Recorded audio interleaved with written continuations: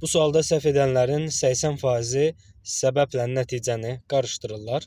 Gəl indi biz bunu 2 dəqiqədə həll eləyək. 230-cu sualı nəzər yetirsək, mətnə əsasən cədvəli doldurun. Cədvəlimizdə 2 sütun var. Səbəb və nəticə. Səbəb əvvəldə baş verir, nəticə sonda olur. Mahnıda siyasi motivlər duyulurdu və nəticədə nə oldu? Biz bunu bilməliyik. İlk öncə nəticəni tapacağıq.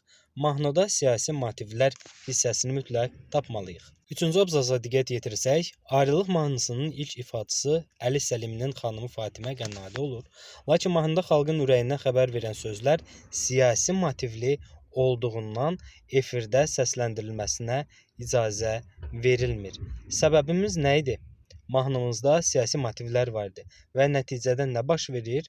Yazırıq ki, efirdə səsləndirilməsinə icazə verilmir. Bunu yazsaq doğru olacaq.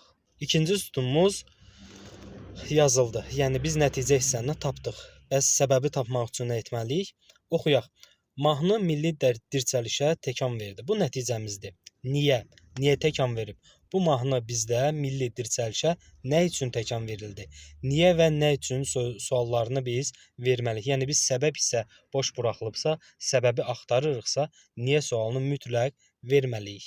5-ci abzasa baxaq. Ayrılıq mahnısına ikinci ömrü bəxş edən və ona siyasi məna verən, Cənubi Azərbaycandakı həmvətənlərini daim xatırlayan kim olub?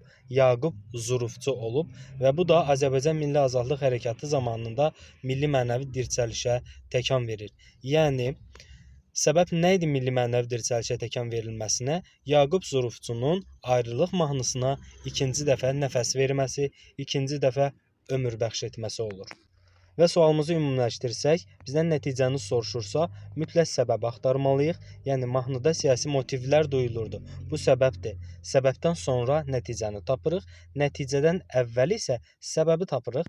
Səbəbi tapmaq üçün isə niyə sualından istifadə edirdik ki, mahnı milli dirçəlişə təkan verdi.